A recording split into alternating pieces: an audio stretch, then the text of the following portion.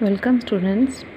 Today we are going to discuss a very interesting topic belonging to skeletal system, and the topic is skull.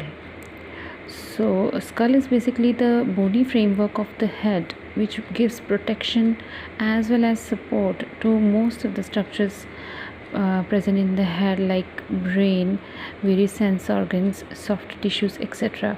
When we count the number of bones in skull, there are 22 bones. Of these, 8 are of cranium and 14 of facial skeleton.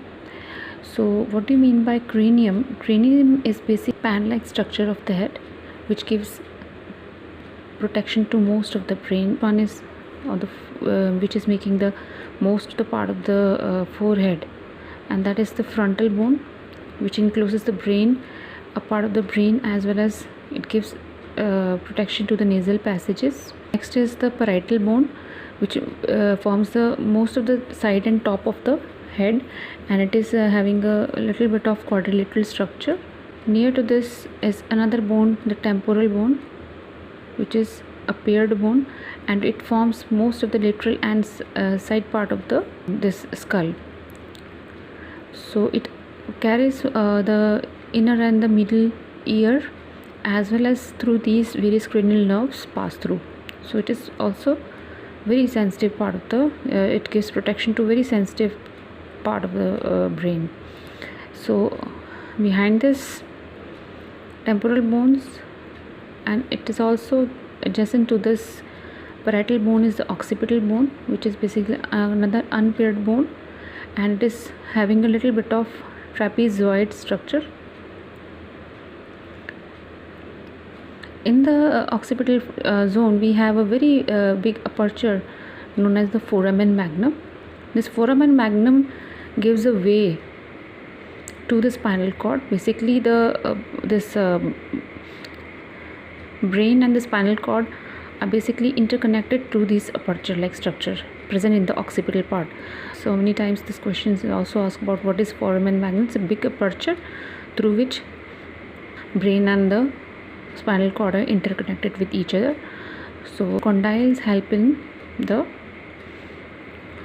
articulation with the first vertebra of the column. When we see here, if this is the spinal cord starting from here, if we have a spinal cord starting from here, so the first vertebra, that is the atlas, will be articulating through this foramen magnum. So adjacent to this temporal bone, we have the sphenoid bone. Sphenoid bone is again unpaired bone, and when we have a look on the superior view, we have appearance of a butterfly. So this is a butterfly shaped structure, and it forms the orbit part of the brain. Bone not only gives forms the base and laterals of the skull, but also helps in the giving very good rigidity to the skull. Ethmoid bone, which is basically again an unpaired bone and forms the roof of the nose. It is a little bit spongy and lightweight.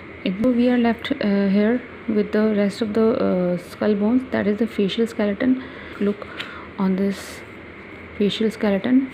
So of these 14 bones, we have small bones. So one is the vomer, maxilla, mandible, palatine, nasal concha, zygomatic, lacrimal.